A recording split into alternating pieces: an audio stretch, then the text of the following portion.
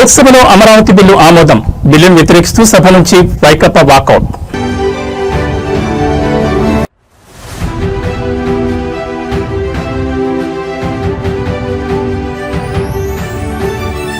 కేరళ గడ్డపై సీఎం రేవంత్ రెడ్డి గర్జన. కేసీఆర్ పినరయి విజయన్లు ఒక్కటేనన్న విమర్శ.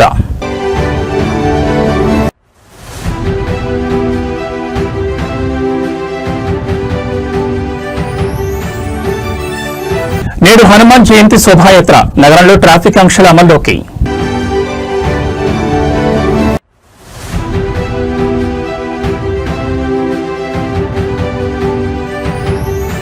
ఇరాన్తో ఒప్పందం చేసుకునే ప్రసక్తే లేదు. 3 వారాల్లో కఠిన చర్యలుంటాయని ట్రంప్ వార్నింగ్.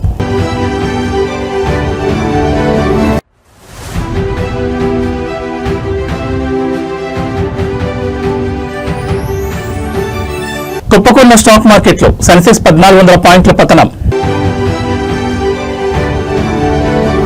ఆంధ్రప్రదేశ్ రాజధాని అమరావతి చట్టబద్ధత బిల్లుకు లోక్సభ ఆమోదం తెలిపింది. ఈ బిల్లుకు మూజుబానీ ఓటుతో ఆమోదం లభించింది. వైసీపీ ఈ బిల్లును వ్యతిరేకిస్తూ సభ నుంచి వాకౌట్ చేయగా మినహా మిగిలిన పార్టీలు బిల్లుకు మద్దతు తెలిపాయి. ఏపీ రాజధాని అమరావతికి చట్టబద్ధత కల్పించే ఏపీ పునర్విభజన చట్టం పేరుతో బిల్లును బుధవారం లోక్సభలో కేంద్ర హోంశాఖ సహాయ మంత్రి నిత్యానందరాయ్ ప్రవేశపెట్టారు. అనంతరం లోక్సభ స్పీకర్ ఓం బిర్లా బిల్లుపై చర్చను ప్రారంభించారు. బిల్లుపై చర్చలో కేంద్ర మంత్రి కిషన్ రెడ్డి, కాంగ్రెస్ ఎంపీలు రఘురాం రెడ్డి, గడ్డం వంశీకృష్ణ, మల్లు రవి, ధర్మేంద్ర యాదవ్, అరవింద్ గణపతి, సావంత్, బజరంగ్ మనోహర్, రాజేష్ రంజన్, హర్సిమ్రాత్ కౌర్, శ్రీకాంత్ షిండే సహా మొత్తం 11 పార్టీలకు చెందిన 18 మంది ఎంపీలు పాల్గొన్నారు. బిల్లుపై చర్చ అనంతరం సభ ఆమోదం తెలిపినట్లు స్పీకర్ ప్రకటించారు. అమరావతి బిల్లు గురువారం రాజ్యసభ ముందుకు రానుంది. కాంగ్రెస్ ఎంపీ మాణిక్యం ఠాకూర్ చర్చను ప్రారంభిస్తూ అమరావతి చట్టబద్ద బిల్లుకు కాంగ్రెస్ మద్దతు ఉంటుందని చెప్పారు. పునర్విభజన చట్టంలో పేర్కొన్న హామీలు అమలు చేయాలని కోరారు. అమరావతి కేవలం రాజధాని కాదని కోట్లాది మంది ప్రజల ఆకాంక్షని పేర్కొన్నారు. ఏపీకి ప్రత్యేక హోదా ఇప్పటికీ పెండింగ్ లోనే ఉందని గుర్తు చేశారు. ప్రత్యేక హోదాపై పార్లమెంట్ సాక్షిగా నాటి ప్రధాని హామీ ఇచ్చారన్నారు.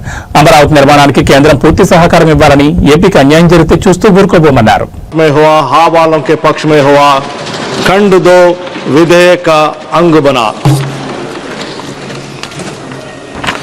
प्रश्न यह है कि खंड 1 अधिनियम सूत्र और विधेयक का पूरा नाम विधेयक का अंग बने। जो सदस्य इसके पक्ष में है वो हाँ कहें, जो सदस्य विरोध में है वो ना कहें। मेरे विचार में निर्णय हा वालों के पक्ष में हुआ, हाँ वालों के पक्ष में हुआ। खंड 1 अधिनियम सूत्र और विधेयक का पूरा नाम विधेयक के अंग बने। मंत्री अब यह प्रस्ताव करे कि विधेयक को पारित किया जाए। महोदय, मैं प्रस्ताव करता हूं कि विधेयक पारित किया जाए। प्रश्न यह है कि विधेयक को पारित किया जाए। जो सदस्य इसके पक्ष में है वो हाँ कहे, जो सदस्य विरोध में है वो ना कहे। मेरे विचार में निर्णय हाँ वालों के पक्ष में हुआ, हाँ वालों के पक्ष में हुआ। प्रस्ताव स्वीकृत हुआ और विधेयक पारित हुआ।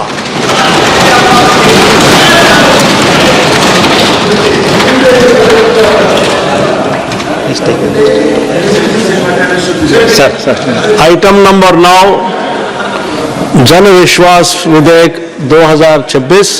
माननीय मंत्री जी। Honorable Speaker, sir, I move that the Jan Vishwas Amendment of Provisions Bill 2026.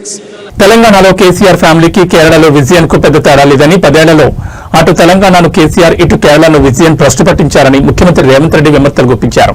2023 డిసెంబర్లో తెలంగాణలో బీఆర్ఎస్ ప్రభుత్వాన్ని ఓడించామని, ఈ నెలలో కేరళలో కూడా 10 ఏళ్ల పాటు ఉండేలా యూడీఎఫ్ ప్రభుత్వం రాబోతోందని జోస్యం చెప్పారు. కేరళ పర్యటనలో ఉన్న రేవంత్ రెడ్డి అక్కడ తన 2వ రోజు పర్యటనలో భాగంగా ఇవాళ కొచ్చిన్లో యూడీఎఫ్ కూటమి మేనిఫెస్టోను స్థానిక నేతలతో కలిసి విడుదల చేస్తారు. మొత్తం 5 గ్యారంటీలతో ఈ మేనిఫెస్టోను రూపొందించారు. ఈ సందర్భంగా కేరళ సీఎంపై ఆయన ఘాటు వ్యాఖ్యలు చేశారు. ఈ సందర్భంగా కేరళ సీఎం పినరయి విజయన్ కు రేవంత్ రెడ్డి సవాల్ విసిరారు. తెలంగాణ ప్రజాపాలన నడుస్తోందని, మా రాష్ట్రానికి వచ్చి 6 గ్యారంటీలు ఎలా అమలవుతున్నాయో చూడాలని ఛాలెంజ్ చేశారు.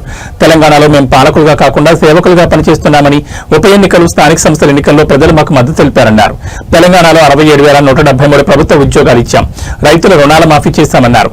రైతు భరోసాకు 18 కోట్లు ఇచ్చినట్లు వెల్లడించారు. నాకు మంత్రిగా అనుభవం లేకపోయినా ప్రజల జీవితాలను చూసిన అనుభవం ఉందన్నారు.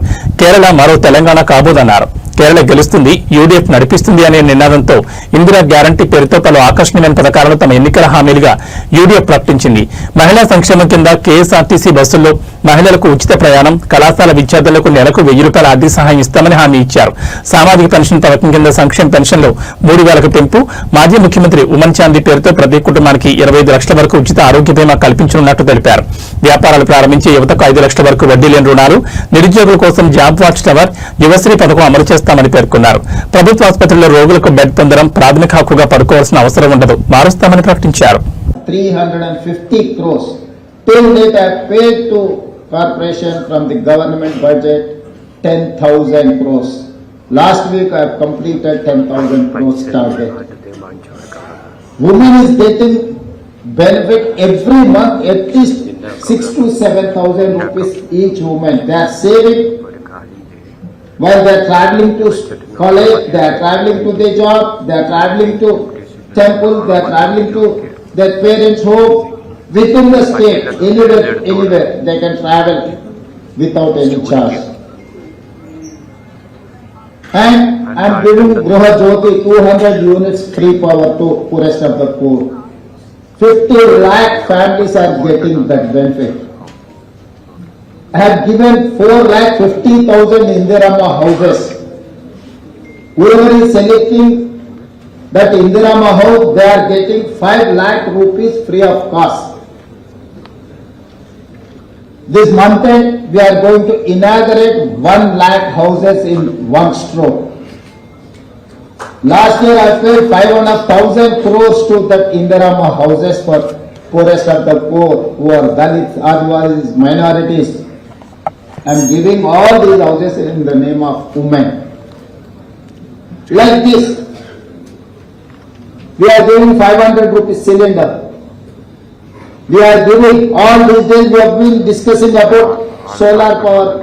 Adani, Ambani, all big corporate people are producing solar power to sell government organization. Today, my self-help group, women are producing solar power. I have given 1,000 megawatts to these women. I have supported them to establish 1,000 megawatts solar power. Now, our women are competing with Adani, Ambani. I have given petrol bunks to women.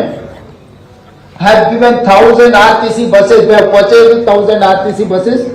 Now they have hired those buses to corporation. They are not traveling free bus.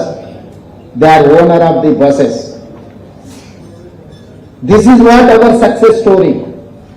This is what our guarantees. Now, the time has come. Kerala people have to decide who has to run the government. I am assuring you,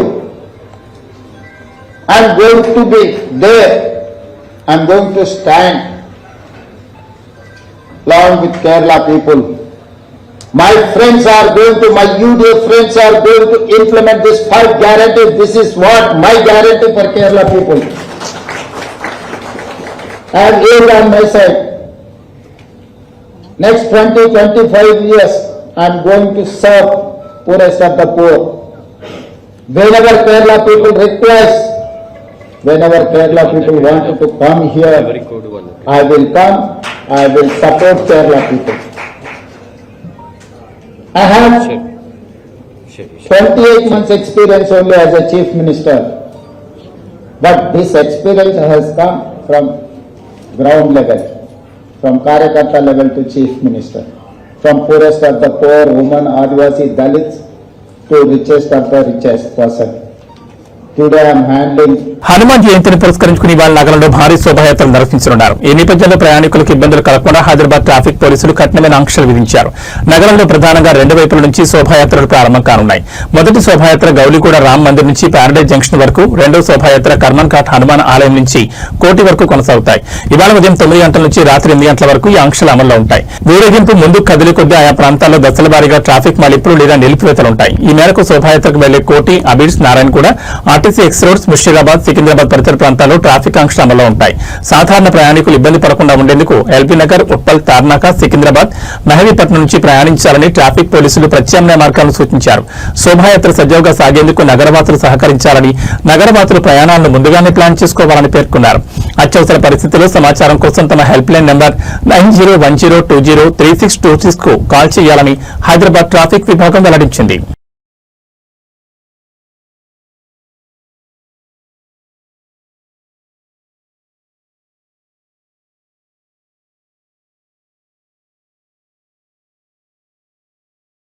నేటి నుంచి తెలంగాణలో భూభారతి అమలు కానుంది. తెలంగాణ రాష్ట్రంలోని 5 మండలాల్లో నేటి నుంచి integrated Bhubharati పోర్టల్ను ప్రయోగాత్మకంగా అమలు చేయనున్నట్లు రెవెన్యూ శాఖ మంత్రి పొంగులేటి శ్రీనివాసరెడ్డి తెలిపారు.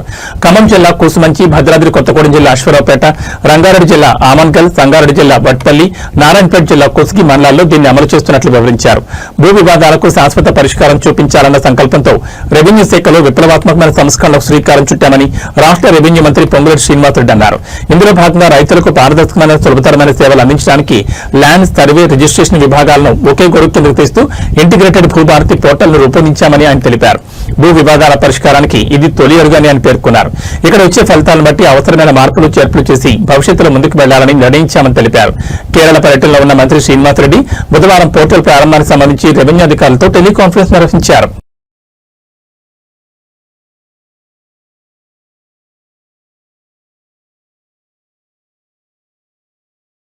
నిజామాబాద్ జిల్లా వర్ణి మండలం జలాల్పూర్లో అధికార పార్టీ నేత అహంకారం పరాకాష్ఠకు చేరింది. సర్పంచ్ ఎన్నికల్లో తనకు మద్దతు తెలపలేదన్న కక్షతో ఒక దళిత యువకుడిపై కాంగ్రెస్ సర్పంచ్ భర్త విచక్షణారహితంగా దాడికి పాల్పడ్డారు.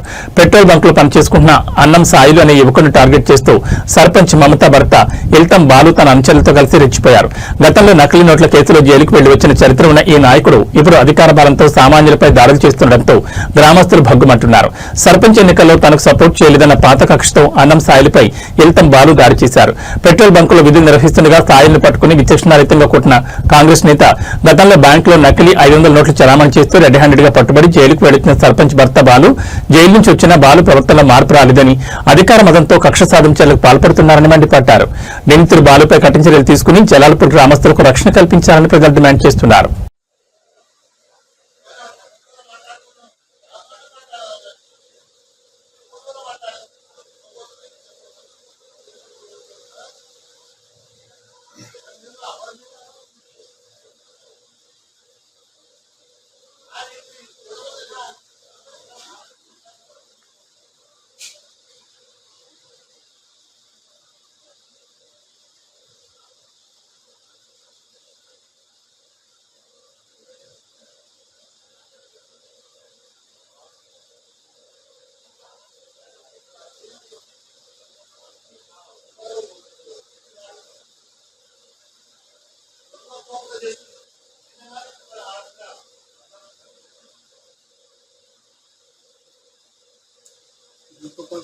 క్లియర్గా వస్తుంది.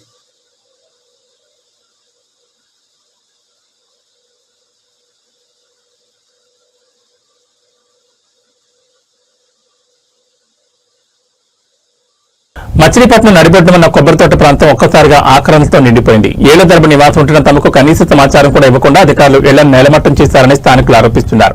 నిరుపేదల ఇళ్లను కూల్చడంపై సమాచారం అందుకున్న మాజీ మంత్రి పేర్ని నాని కుమారుడు వైఎస్ఆర్సీపీ నేత పేర్ని కిట్టు తక్షణమే అక్కడికి చేరుకున్నారు. అయితే బాధితుల వద్దకు వెళ్తున్న కిట్టును పోలీసులు భారీ కేర్లతో అడ్డుకున్నారు. ఈ క్రమంలో సీఐ పరమేశ్వర్ మరియు పేర్ని కిట్టు మధ్య తీవ్ర స్థాయిలో వాగ్వాదం చోటు చేసుకుంది.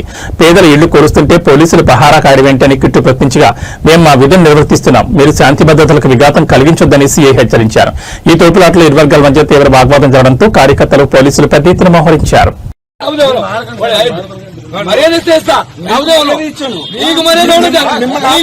మీకు మర్యాద చాలా ఎక్కువ. మీరు చేసే పనులకి మాకు అన్ని తెలుసులే గానీ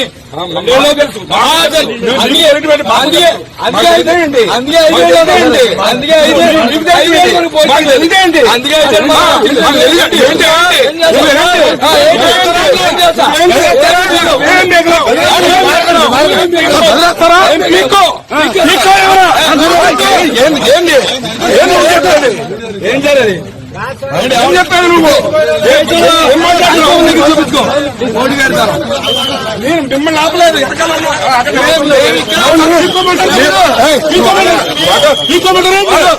చేతులు పీక్కోమంటారు మీరు.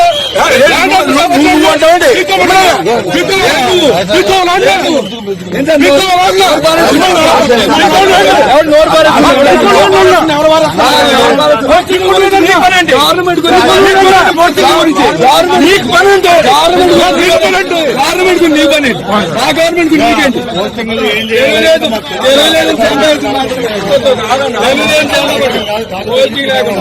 మరి అంత అన్యాయం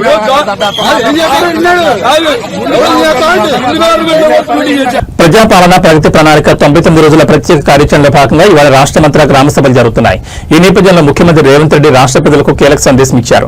ప్రజాప్రభుత్వం బాధ్యతలు స్వీకరించి 2 సంవత్సరాలు 3 నెలలు పూర్తయిందని, ఆర్థిక సవాళ్లను అధిగమిస్తూ గత పాలకులు తప్పిదాలను సరిచేస్తూ సంక్షేమం అభివృద్ధి విషయంలో రాజీ పడకుండా మన ప్రభుత్వం పనిచేస్తుందని అన్నారు. మేం పాలకులం కాదు సేవకులం అన్న భావనతో ప్రజల ఆకాంక్షలు అవసరాలే కేంద్ర బిందువుగా నిత్యం శ్రమిస్తున్నామని పునరుద్ఘాటించారు. ప్రతి నిర్ణయంలో ప్రజల మేలు సామాజిక బాధ్యత రాష్ట్ర భవిష్యత్ దృష్టిలో పెట్టుకుంటున్నామని స్పష్టం చేశారు. ఉప ఎన్నికలు పంచాయతీ ఎన్నికలు మున్సిపల్ ఎన్నికల్లో వరుస విజయాలతో ప్రజాపాలనకు మీ ఆమోదం మద్దతు ప్రకటించారు. మీరిచ్చిన ఈ ఫలితాలు మా బాధ్యతను మరింత పెంచాయన్నారు. ప్రభుత్వ పథకాలంటే కాగితాలపై కాదు ప్రజల జీవితాల్లో స్పష్టమైన మార్పు తేవాలన్నది మా సంకల్పం అని చెప్పారు. ఆ ఉద్దేశంతోనే ప్రజాపాలన ప్రగతి ప్రణాళిక పేరుతో కార్యక్రమాన్ని ప్రారంభించామన్నారు. మార్చి 6 నుంచి 99 రోజుల పాటు గ్రామ స్థాయి నుంచి రాష్ట్ర స్థాయి వరకు అన్ని శాఖల సమన్వయంతో ఈ కార్యక్రమం ఒక ఉద్యమంలో సాగుతుందన్నారు.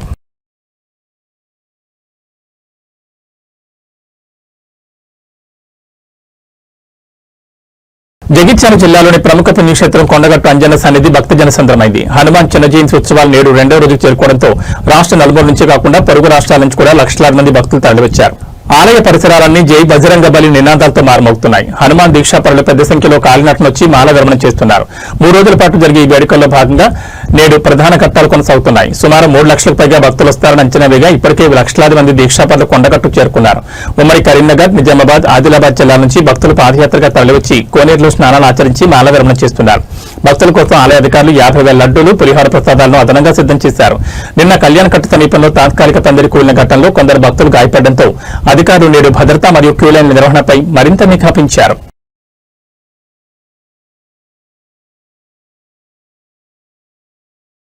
కడప జిల్లా ఒంటిమిట్ట కోదండరామస్వామి బ్రహ్మోత్సవాల్లో భాగంగా జరుగుతున్న సీతారాముల కళ్యాణోత్సవం వివాదాలకు వేదికైంది.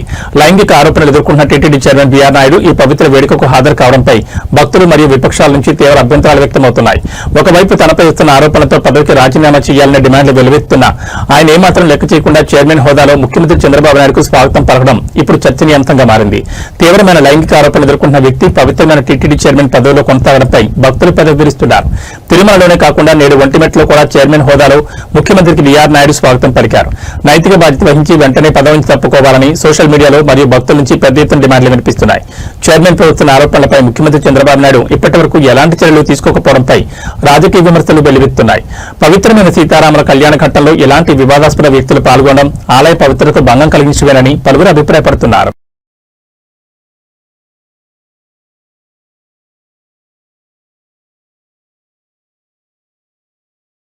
తెలంగాణ రాష్ట్ర ఎక్సైజ్ శాఖ ఆదాయంలో సరికొత్త చరిత్ర సృష్టించింది. రాష్ట్ర చరిత్రలో ఎన్నడూ లేని విధంగా ఈ ఆర్థిక సంవత్సరంలో ఏకంగా 44,000 కోట్ల రూపాయల భారీ ఆదాయాన్ని గడించింది. గత ఏడాదితో పోలిస్తే ఈసారి ఆదాయం 7% పెరగడం విశేషం. ముఖ్యంగా డిసెంబర్ నెలలో జరిగిన మద్యం విక్రయాలు ఎక్సైజ్ శాఖ ఖజానా నింపేశాయి. 2025-26 ఆర్థిక సంవత్సరంలో తెలంగాణ ఎక్సైజ్ శాఖకు మొత్తం 44,557 కోట్ల ఆదాయం లభించింది. గత ఏడాది 40,209 కోట్ల ఆదాయం రాగా ఈ ఏడాది అది 7% వృద్ధి చెందింది. న్యూ ఇయర్ వేడుకల పుణ్యమాని కేవలం ఒక్క డిసెంబర్ నెలలోనే 5,051 కోట్ల విలువైన మద్యం అమ్మకాలు జరిగాయి. మద్యం అమ్మకాల ద్వారా 39,368 కోట్లు రాగా కొత్త దుకాణాల దరఖాస్తులు, వైన్స్ మరియు బార్ల అద్దె రూపంలో 5,189 కోట్ల అదనపు ఆదాయం సమకూరింది. ఎక్సైజ్ శాఖ చరిత్రలో ఇది ఒక మైల్ రాయని అధికారులు హర్షం వ్యక్తం చేస్తున్నారు.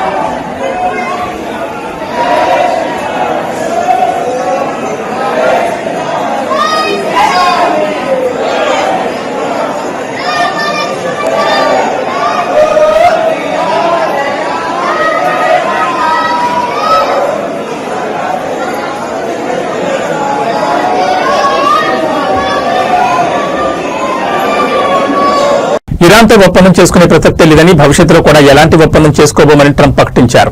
అమెరికా ప్రజలను ఉద్దేశించి ట్రంప్ ప్రసంగించారు. రాబోయే 2-3 వారాల్లో ఇరాన్పై కఠిన చర్యలుంటాయని హెచ్చరించారు. ఇరాన్ అంతు చూస్తామని, చమురు క్షేత్రాలపై దాడి చేస్తామని వార్నింగ్ ఇచ్చారు. కాకపోతే యుద్దం మాత్రం చాలా త్వరగా ముగుస్తుందని సంకేతాలిచ్చారు. ఎట్టి పరిస్థితుల్లో ఇరాన్ను అణ్వస్త్ర శక్తిగా మారడానికి ఒప్పుకోమని తేల్చి చెప్పారు. ఇరాన్పై ఆపరేషన్ ఎపిక్ ఫ్యూరీ కొనసాగుతుందని వెల్లడించారు. అయితే ఈ సందర్భంగా తనతో సూచన అన్నారు. హార్మోజ్తో అమెరికాకు ఎలాంటి ఇబ్బంది లేదని, దాంతో మాకంత పని లేదన్నారు. హార్మోజ్పై ఆధారపడే దేశాలే కాపాడుకోవాలని హితో పలికారు. ఇక అమెరికా దగ్గర చమురు పుష్కలంగా ఉందని, తమ దగ్గర చమురు కొనుగోలు చేసుకోవాలని ప్రపంచ దేశాలకు ట్రంప్ విజ్ఞప్తి చేశారు. గల్ఫ్ దేశాలను అవసరమైన అన్ని మార్గాల ద్వారా కాపాడుకుంటామని హామీ ఇచ్చారు. ఇరాన్లో తమ లక్ష్యాలను పూర్తి చేయడానికి చాలా దగ్గరగా ఉన్నామని తెలిపారు.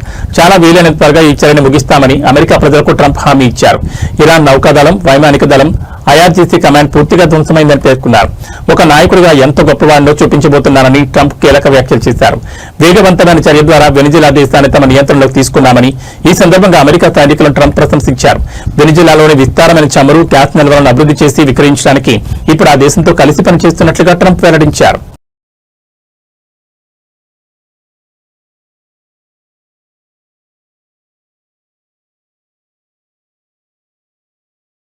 పసిడి ప్రియులకు శుభవార్త. పశ్చిమాసియా యుద్దం కారణంగా బంగారం, వెండి ధరలు ఎలా ఉంటాయోననే భయాందోళన చెందుతున్న తరుణంలో మగువలకు తీపి కబరందింది. నిన్నటి రోజున భారీగా పెరిగిన బంగారం, వెండి ధరలు కొన్ని గంటల వ్యవధిలోనే భారీగా తగ్గాయి. పెళ్లిళ్లు, శుభకార్యాల సమయంలో భారీ బోరట్ లభించింది.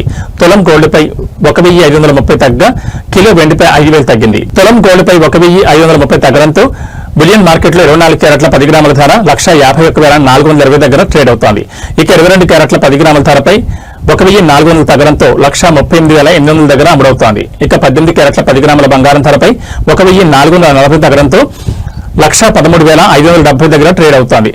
సిల్వర్ ధర కూడా భారీగా దిగొచ్చింది. గురువారం కిలో వెండిపై ఏకంగా 5,000 తగ్గింది. దీంతో బులియన్ మార్కెట్లో కిలో వెండి ధర 2,50,000 దగ్గర అమ్ముడవుతోంది.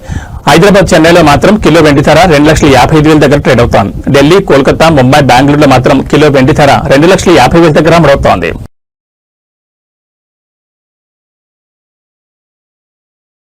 అంతర్జాతీయంగా నెలకొన్న యుద్ధ భయాలు భారత స్టాక్ మార్కెట్లను కుదిపేశాయి. ఇరాన్పై దాడులు కొనసాగుతాయని అమెరికా అధ్యక్షుడు డొనాల్డ్ ట్రంప్ ప్రకటించడంతో పెరిగిన చమురు ధరలు సూచీలపై తీవ్ర ప్రతికూల ప్రభావం చూపాయి.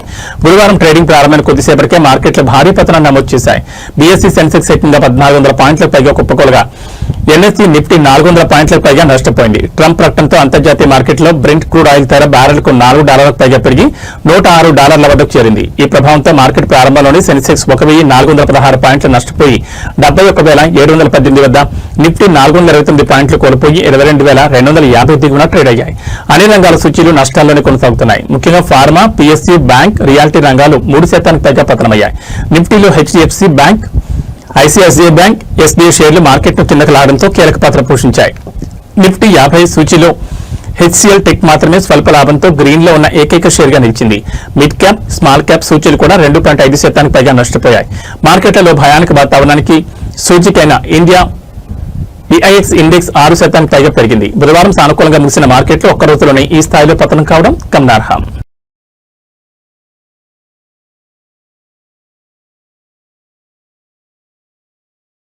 ఏబీ బులెటిన్ విశేషాలు. నమస్కారం.